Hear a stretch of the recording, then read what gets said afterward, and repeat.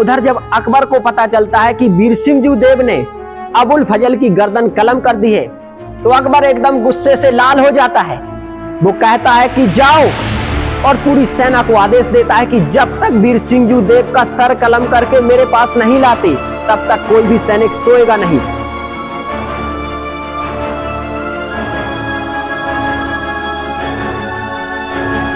लेकिन महाराजा बीरसिंह देव भी अपने साथियों के साथ अकबर की सेना से उलझ जाते हैं।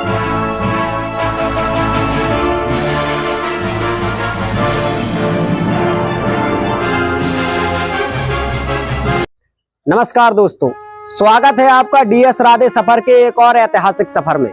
आज के सफर में हम आपको लेकर आए हैं मध्य प्रदेश के दतिया जिले में, जो कि दतिया जिले के दतिया शहर में बीचों बीच बना हुआ है ये सतखंडा महल, जिसे बीरसिंह महल के नाम से भी जाना जाता है। सबसे पहले आप इस महल को देखिए।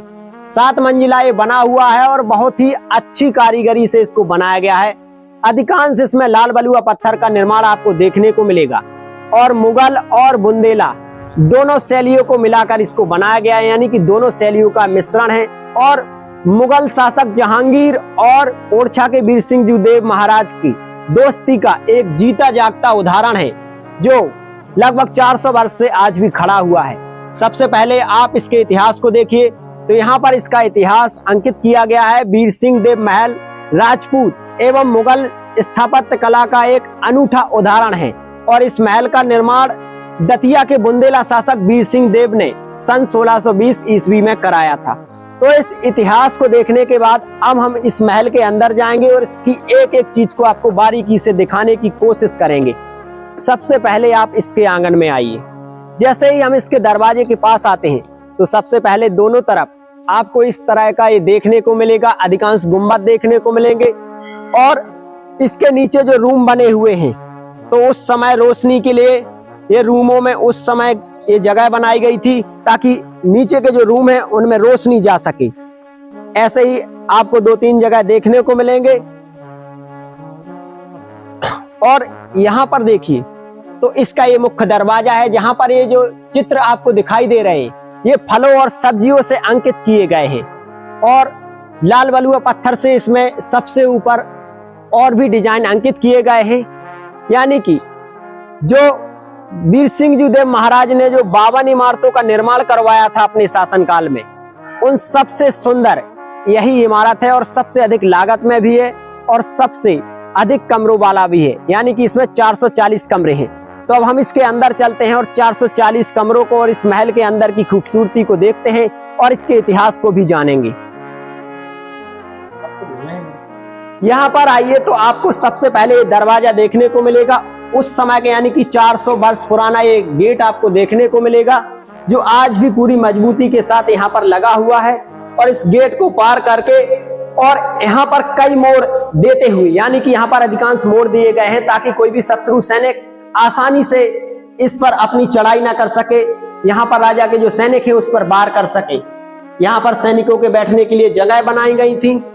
अब हम इसके अंदर चलते हैं और एक एक चीज को आपको दिखाते हैं।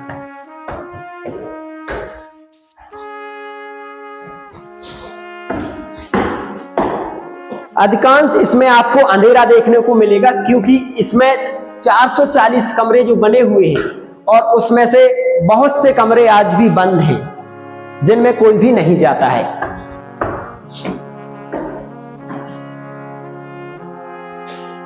अब हम इसके ऊपर पहुंच चुके हैं, यानी कि 1 मंजिल पर पहुंच चुके हैं, फर्स्ट माले पर। यहां से देखोगे आप तो ये खिड़की बनी हुई है। हर एक माले पर इसी प्रकार की ये खिड़की बनी हुई है उस समय की। आइए, अब हम इसके दूसरे माले के लिए बढ़ते हैं।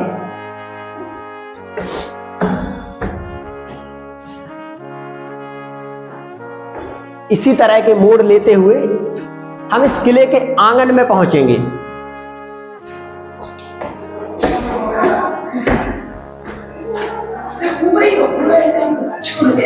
इसके बहुत सारे कमरे आज भी बंद हैं, जिनमें इस तरह की ये शटर लगाई गई है।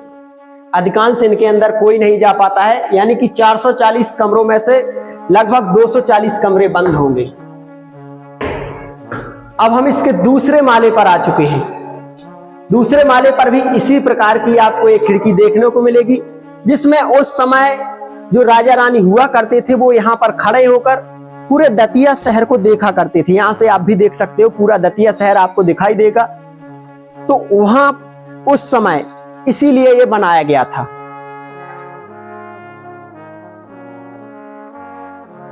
और अब हम पहुंच चुके हैं इसके आंगन में।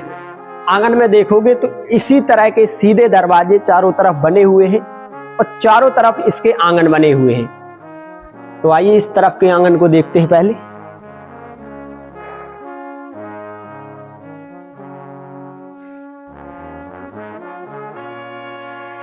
इसके चारों तरफ यानी आंगन देखने को मिलेंगे और 7 मंजिल तक आपको देखने को मिलेंगे इसी प्रकार की। इसकी जो बनावट है कुछ इस प्रकार से है कि आंगन आप आखिरी सबसे ऊपर की मंजिल से भी देख सकते हो। उस समय इसकी जो रास्ताएं हैं कुछ इस प्रकार से बनाई गई थी, जैसे जो 52 इमारतें महाराजा वीर सिंह देव ने बनवाई हैं, कोई भी इमारत इससे बड़ी और इससे अच्छी नहीं है। सबसे सुंदर इमारत इसे ही बोला जाता है।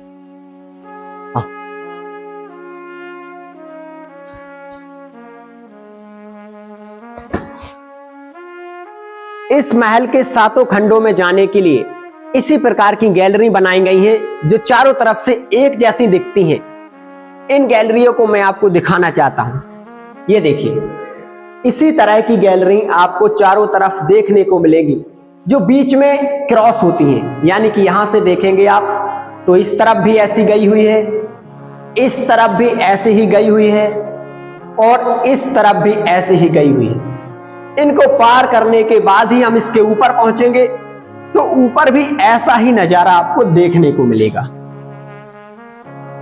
अब हम इसके दूसरे आंगन में आ चुके हैं। तो इसके जो सारे आंगन हैं वो कुछ इसी प्रकार से दिखाई देते हैं, जिन्हें आप देख सकते हो। ये देखिए, सारे आंगन और आंगन के ऊपर इस ब्रिज को पार करते हुए हम इसकी बीच वाली इमारत पर पहुंचेंगे जो सतखंडा है, उसको हम देखेंगे। लाल बलुआ पत्थर से इसके इन ब्रिजों का निर्माण किया गया है, जो पुल है, और अधिकांश इसमें लाल बलुआ पत्थर का निर्माण है। और इसकी जो शैली है तो मुगल और बुंदेल दोनों शैलियों को मिलाकर इसका पूरा निर्माण है। इसकी हर एक मंजिल पर आपको एक आंगन देखने को मिलेगा, यानी कि टोटल इसमें 11 से 12 आंगन बने हुए हैं। इस तरह के निर्माण आपको देखने को मिलेंगे और एक गुंबद आपको नजर आएंगे। चलिए, अब हम ऊपर पहुंच चुके हैं। तो ऊपर से जो आंगन का व्यू है वो कुछ इस प्रकार है, देख सकते हो आप अधिकांश गुंबद। और ये ऊपर की जो सबसे वाली ऊंची वाली आपको मैं गुंबद दिखा रहा हूं, ये सबसे इसका ऊंचा मंजिल है। इसका पूरा निर्माण एक बहुत ही सुंदर है। नीचे के आंगन आपको दिखाई देंगे और बीच वाले पर पहुंचने के लिए इस तरह की इस ब्रिज का निर्माण किया गया था।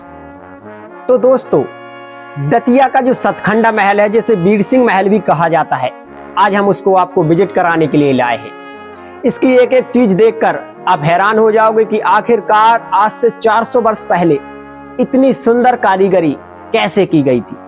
आपको मैं बता दूं कि ये पूरा महल आप देख सकते हो, इस तरह के ब्रिज यहाँ पर बने हुए हैं जो बीच वाली इसकी इमारत है इस पर जाने के लिए, और अधिकांश इसमें लाल बलुआ पत्थर का निर्माण आपको देखने को मिलेगा। आप इसके निर्माण को देखोगे तो आपको मुगल और बुंदेला दोनों शैलियों को मिलाकर इसको बनाया गया है, क्योंकि मुगल शहंशाह जहांगीर और बुंदेला राजा वीर सिंह देव दोनों की मित्रता का ये उदाहरण है। ये जो महल है इसमें 440 कमरे बने हुए हैं, लेकिन इसकी बदकिस्मती है कि आज तक इसमें कोई भी शाही परिवार या शाही परिवार का व्यक्ति रहने के लिए नहीं आया, एक भी दिन के लिए नहीं रुका। और यहां तक कि जिसके लिए इस महल का निर्माण हुआ, यानी कि जहांगीर के स्वागत के लिए इस महल को बनाया गया था, तो जहांगीर भी इस महल में एक दिन के लिए भी नहीं रुके और इसमें आए भी नहीं। ये महल बना और इसी तरह से बना रह गया। इसमें कोई भी शाही परिवार कभी नहीं रहा, ना ही कभी इस पर आक्रमण हुआ और ना ही कभी इसमें उसके बाद निर्माण हुआ, ना ही कोई निर्माण ध्वस्त हुआ। आखिरकार इस महल को किस लिए बनवाया गया था और किसने उस समय इतना सुंदर महल बनवाया था, ये सब कुछ मैं आपको बारी बारी से बताने वाला हूं। दोस्तों, मैं आपको बता दूं कि इस महल का जो निर्माण है ओरछा के महाराजा बीरसिंह देव ने करवाया था। बीरसिंह देव अपने शासनकाल में एक बहुत बड़ा साम्राज्य लेकर चलते थे, यानी कि उन्होंने अपने शासनकाल में इसी महल जैसे 52 इमारतों का निर्माण करवाया था। आखिरकार उन्होंने अपने छोटे से शासनकाल में इतनी इमारतों का निर्माण कैसे करवाया, कैसे उनके पास उस समय इतना धन आया और कैसे 52 इमारतों का वो निर्माण करा सके, इसके पीछे एक बहुत ही दोस्ती की अनूठी कहानी छुपी हुई है। मैं आपको बता दूं कि जब 15वीं शताब्दी में, यानी कि ओरछा के जो राजा थे मधुकर शाह बुंदेला के बड़े पुत्र रामचंद्र और छोटे पुत्र बीरसिंह देव थे। मधुकर शाह बुंदेला ने अपने बड़े बेटे रामचंद्र को ओरछा की जागीर दी और महाराजा बीरसिंह देव को यहीं दतिया में बड़ौनी एक छोटी सी जागीर थी उसे दिया गया। लेकिन बीरसिंह देव एक बहुत ही पराक्रमी योद्धा थे। हर क्षेत्र में उनकी एक अलग ही पहचान थी। महाराजा बीरसिंह देव को अपनी काबिलियत के हिसाब से बड़ौनी की जो जागीर है वो छोटी लगी और उन्होंने इसे अपना अपमान समझा। इसके बाद जो महाराजा बीरसिंह देव थे लगातार अकबर शासनकाल के खिलाफ थे और उस समय अकबर का जो शासनकाल था चरम सीमा पर था, चारों ओर फैल रहा था। लेकिन बीरसिंह देव अकबर के खिलाफ लगातार जंग कर रहे थे। वहीं बीरसिंह देव के बड़े भाई रामचंद्र अकबर से मिले हुए थे। बीरसिंह देव ने अपने भाई के खिलाफ ही बगावत शुरू कर दी और बगावत शुरू की तो उनके जो बड़े भाई थे रामचंद्र, जो ओरछा के सिंहासन पर विराजमान थे, उन्होंने अकबर के साथ मिलकर बीरसिंह देव को मारने के लिए, उनको पकड़ने के लिए कई अभियान चलाए। लेकिन बीरसिंह देव एक बहुत ही पराक्रमी योद्धा थे, वो किसी की भी पकड़ में नहीं आए और लगातार इससे बचते रहे। समय व्यतीत होता रहता है और मैं आपको बता दूं, समय आता है 1599 शताब्दी का। उस समय अकबर के सिंहासन को लेकर आपस में ही, यानी कि शहजादे सलीम जो बाद में जहांगीर के नाम से प्रसिद्ध हुए, और अकबर के बीच थोड़ा मनमुटाव आ गया था। अकबर के 9 रत्न थे जिनमें अबू फजल उनका सबसे खास था। अबू फजल लगातार अकबर को शहजादे सलीम के खिलाफ भड़काता रहता था। शहजादे सलीम ये जान चुके थे कि अबू फजल के रहते कभी भी वो सिंहासन पर नहीं बैठ पाएंगे। ऐसे ही समय व्यतीत होता रहता है। इधर बीरसिंह देव अकबर के खिलाफ लगातार अपनी रणनीति तैयार करते रहते हैं। समय गुजरता रहता है और अकबर और सलीम के बीच दूरियां कुछ इस तरह से बढ़ जाती हैं कि सलीम अपना इलाहाबाद में एक अलग ही दरबार बना लेते हैं। इसकी खबर जब महाराजा बीरसिंह देव को लगती है तो वो सलीम के पास जाते हैं और दोस्ती का हाथ स्वयं जहांगीर उनके पास बढ़ाते हैं। जहांगीर बोलते हैं कि तुम अकबर के खिलाफ हो, लेकिन मैं तुमसे मित्रता करना चाहता हूं और इस मित्रता में तुम्हें मेरे लिए कुछ काम करना होगा। महाराजा बीरसिंह देव बोलते हैं कि ठीक है, आप काम बताइए, मुझे क्या करना होगा। तब जहांगीर कहते हैं कि तुम्हें अकबर के 9वें रत्न अबुल फजल को जान से मारना होगा, उसका सर कलम करके मुझे भेंट में देना होगा। क्योंकि जहांगीर जानते थे कि अबू फजल अकबर की सबसे खास सेना को अपने साथ लेकर चलता है, इसलिए उसे मारना इतना आसान नहीं होगा। फिर भी उन्होंने बीरसिंह देव से कहा कि तुम्हें अबुल फजल का गर्दन कलम करके उसका सर मुझे भेंट में देना होगा। महाराजा बीरसिंह देव कहते हैं कि अबू फजल को माफ कर दीजिए, उसे जान से मत मारिए, उसे बंदी बना लीजिए। लेकिन जहांगीर यानी कि जो सलीम थे वो बोलते हैं कि जब तक अबुल फजल जिंदा है मैं कभी भी सिंहासन पर नहीं बैठ पाऊंगा। इसके बाद शहजादे सलीम महाराजा बीरसिंह देव की कमर पर अपनी तलवार बांध देते हैं और बोलते हैं कि मैं तुम्हें बताऊंगा कि किस समय अबुल फजल कहां से निकल रहा है और तुम्हें उसका गर्दन कलम करके मुझे सौंपना होगा। समय व्यतीत होता रहता है। 16वीं शताब्दी आने वाली थी। उसी समय अकबर का जो 9वां रत्न था अबू फजल, वो ग्वालियर के आंतरी के रास्ते होते हुए अपने काफिले के साथ आगरा के लिए जा रहा था। उधर जहांगीर बीरसिंह देव के पास खबर पहुंचाते हैं कि अकबर का जो 9वां रत्न है, जिसे अबुल फजल भी कहा जाता है, वो ग्वालियर के आंतरिक से निकलेगा, यानी कि बुंदेलखंड से निकल रहा है और आगरा के लिए जा रहा है। यही सही मौका होगा, तुम अबुल फजल का गर्दन कलम करके मुझे सौंप दो। मैं तुम्हारा ये एहसान कभी नहीं भूलूंगा और हमारी और तुम्हारी जो मित्रता है आने वाले इतिहास में एक सुनहरे शब्दों में लिखी जाएगी। पूरा दुनिया हमको याद करेगा। महाराजा वीर सिंह जी देव को जैसे ही ये खबर मिलती है कि अबू फजल ग्वालियर के आंतरी से होकर निकल रहा है, तो वो अपने कुछ साथियों के साथ निकल पड़ते हैं उससे युद्ध करने के लिए, जो कि अबू फजल के पास भी अकबर की सबसे खास सेना थी। काफी समय युद्ध चलता है, लेकिन महाराजा वीर सिंह जी देव अबुल फजल का गर्दन कलम कर देते हैं, उसे मार गिराते हैं और शहजादे सलीम के पास जाते हैं। अबू फजल का गर्दन उनको भेंट देते हैं, उनका सर भेंट देते हैं। जब शहजादे सलीम अबुल फजल का सिर देखते हैं तो वो वीर सिंह जी देव को गले लगा लेते हैं, बोलते हैं कि तुमने मुझे एक पूरा साम्राज्य ला करके दिया है और आने वाले समय में जब मैं शहंशाह बनूंगा तब मैं भी तुम्हें एक स्वतंत्र जागीर दूंगा, मैं भी तुम्हें महाराजा की उपाधि दूंगा।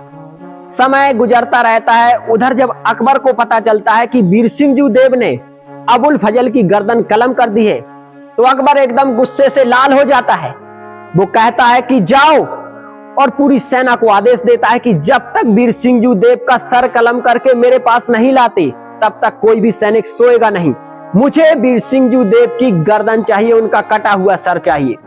उधर जहांगीर को जब ये पता चलता है तो जहांगीर भी वीर सिंह जी देव के पास पहुंच जाता है, उनको खबर देता है कि अकबर ने तुम्हें जान से मारने के लिए अपनी सेना भेज दी है और किसी भी हाल में तुम्हारा बचना मुश्किल है। लेकिन महाराजा वीर सिंह जी देव भी अपने साथियों के साथ अकबर की सेना से उलझ जाते हैं। हालांकि इस युद्ध में उन्हें हारना पड़ता है, लेकिन वीर सिंह जी देव को अकबर की सेना पकड़ नहीं पाती है। ऐसे समय व्यतीत होता रहता है। महाराजा वीर सिंह जी देव छुपते छुपाते अपना जीवन व्यतीत करते रहते हैं। 1605 में अकबर का निधन हो जाता है। उसके बाद सलीम शहंशाह बनता है, यानी कि जिसे जहांगीर के नाम से जाना जाता है। जैसे ही सलीम शहंशाह बनता है, जहांगीर के नाम से उपाधि मिलती है और सिंहासन पर बैठता है, तो सबसे पहले वो वीर सिंह जी देव को अपने पास बुलाता है, उन्हें गले लगाता है, बोलता है कि तुम्हारी हमारी मित्रता आने वाले समय में दुनिया याद करेगी। और वीर सिंह जी देव को बुंदेलखंड का महाराजा बना देते हैं, महाराजा की उपाधि प्राप्त करते हैं, बोलते हैं कि तुम अपनी स्वतंत्र जागीर चलाओ। इसके बाद वीर सिंह जी देव ओरछा के राजा बन जाते हैं और ओरछा से कई आसपास के सभी एरियो में, यानी कि बुंदेलखंड में इसी तरह की 52 इमारतों का निर्माण करवा देते हैं, जिनमें ये दतिया का जो सतखंडा महल है ये भी एक है। क्योंकि ये महल जो है जहांगीर के स्वागत के लिए ही बनाया गया था, क्योंकि जहांगीर को एक दिन आना था, यहाँ से निकलना था, तो वीर सिंह जी देव ने उन्हीं की स्वागत के लिए इस महल को बनाया गया था। फिलहाल इसमें जहांगीर नहीं आए, ना ही कभी रुके और ना ही कभी इस महल में महाराजा वीर सिंह जी देव या उनका कोई भी पारिवारिक शाही परिवार का व्यक्ति इसमें नहीं रहा है।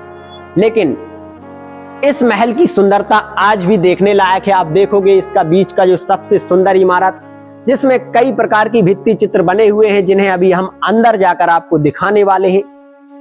आपको मैं बता दूं कि इस महल को बनने में 9 साल लगे थे और जिसमें उस समय 35 लाख रुपए लागत आई थी, यानी कि 78,000 मिलियन डॉलर उस समय इसकी लागत थी।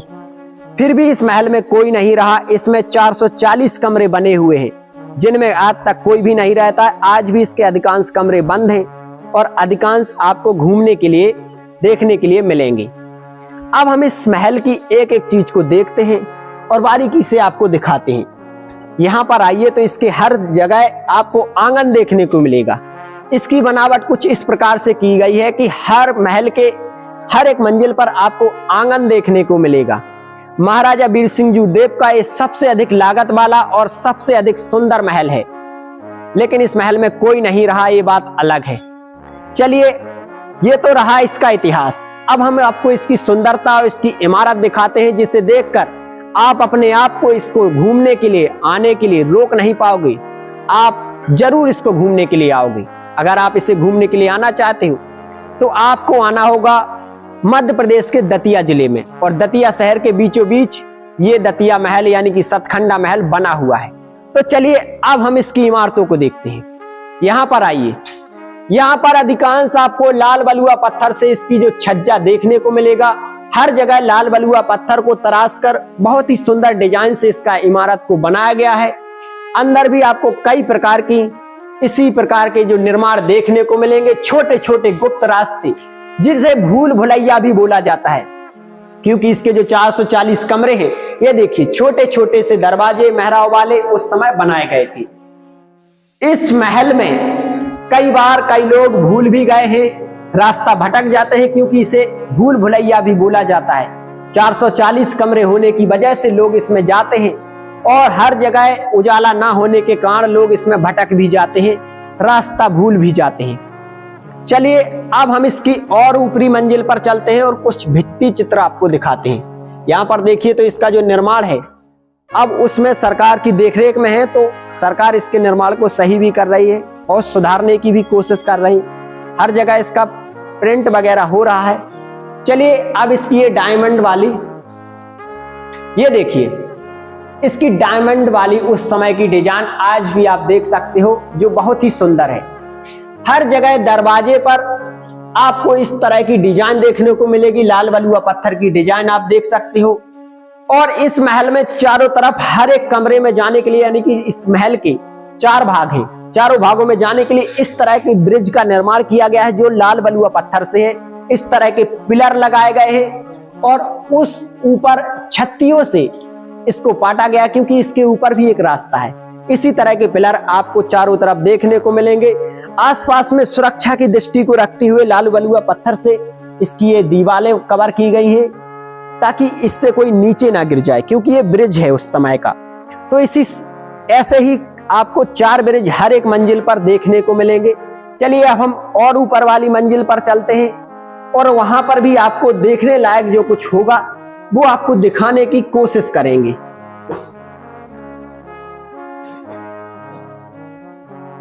यहां से आप देख सकते हो एक यहां पर ब्रिज गया हुआ है, ये ब्रिज गया एक इसका, यहां पर इस ब्रिज को आप देख सकते हो। ऐसा ही एक और ब्रिज आपको यहां पर देखने को मिलेगा। ये इसके इस तरफ 4 भाग इसके बने हुए हैं और ऐसा ही एक और ब्रिज आपको इस तरफ देखने को मिलेगा। और इस ब्रिज को देखने के बाद एक ऐसा ही ब्रिज इस तरफ भी आपको देखने को मिलेगा। यानी कि जहां पर अभी हम खड़े हुए हैं ये इसका मुख्य बिंदु है, यानी कि बीच है, मध्य। तो अभी हम बीच में खड़े हुए हैं, इस महल के बीचों बीच, जहां से आप चारों ब्रिजों को देख सकते हो। चारों ब्रिजों के जो रास्ते हैं यहीं पर आकर मिलते हैं और यहीं से निकलते हैं। अब हम ऊपर वाली इमारत को देखने के लिए रास्ता खोज रहे हैं, क्योंकि रास्ते के अधिकांश हमें भी पता नहीं है कि कौन सा रास्ता कहां से होकर के जाता है। तो चलिए ऊपर वाली इमारत को देखने के लिए हम रास्ते का पता लगाते हैं। यहां पर आप देखेंगे तो जो ऊपर वाली इमारत पर रास्ते गए हुए हैं जाने के लिए वो बंद है, क्योंकि मैंने आपको बताया कि अधिकांश इसके जो रास्ते हैं, जो कमरे हैं वो बंद हैं। कुछ सुरक्षा की दृष्टि से, किस वजह से ये तो नहीं पता, लेकिन अधिकांश इसके जो रास्ते हैं, जो इसके कमरे हैं वो बंद हैं। डायमंड डिजाइन आपको लगातार देखने को मिलेगी। 400 वर्ष से भी आज भी इसमें कोई कमी नहीं आई है। रास्ते ढूंढने की तलाश में हम हैं, क्योंकि रास्ते मिल नहीं रहे। ऊपर जाने के लिए जो ब्रिज बने हुए हैं, जो ऊपर की इमारतें हैं, उनको देखने के लिए रास्ते ढूंढ रहे हैं, क्योंकि अधिकांश अंधेरा है, कुछ रास्ते बंद हैं, जिसकी वजह से जो लोग भी आते हैं तो वो सीधा उन रास्तों को नहीं ढूंढ पाते हैं, जिन रास्ते से हम इसकी सबसे ऊंचे शिखर पर पहुंच पाएंगे। आइए, हर जगह आपको इसी तरह का आंगन देखने को मिलेगा, क्योंकि आंगन इसकी हर एक मंजिल पर आपको देखने को मिलेंगे। ऐसे ही आंगन यहां पर बने हुए हैं।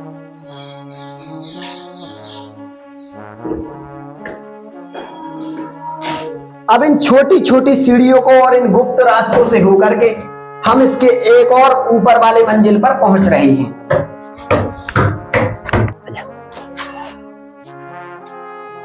अब हम इस इमारत की उस मंजिल पर पहुंच चुके हैं जिसके ऊपर जाने की अनुमति किसी को भी नहीं है, और यहां से आप इस पूरे महल को बखूबी देख सकते हो चारों तरफ, और इसकी एक एक चीज को आप बारीकी से देख सकते हो।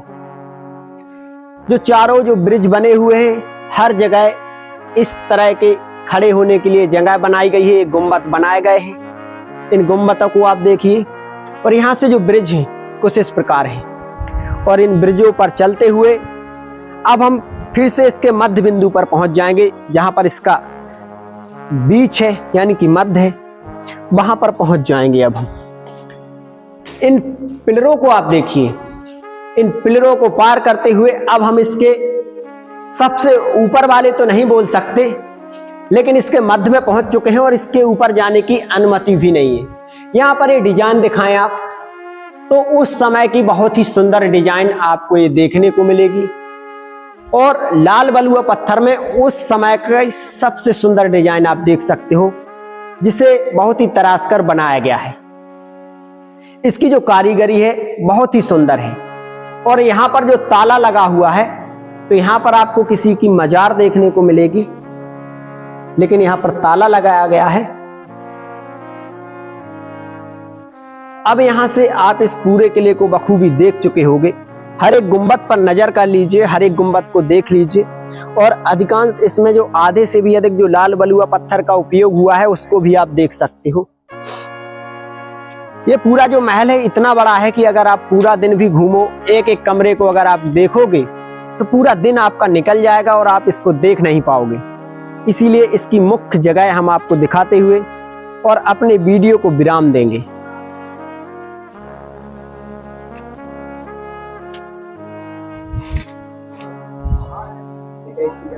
तो दोस्तों, ये तो था दतिया का सतखंडा महल, जो आप देख चुके हैं। इसके इतिहास को भी आप जान चुके हो।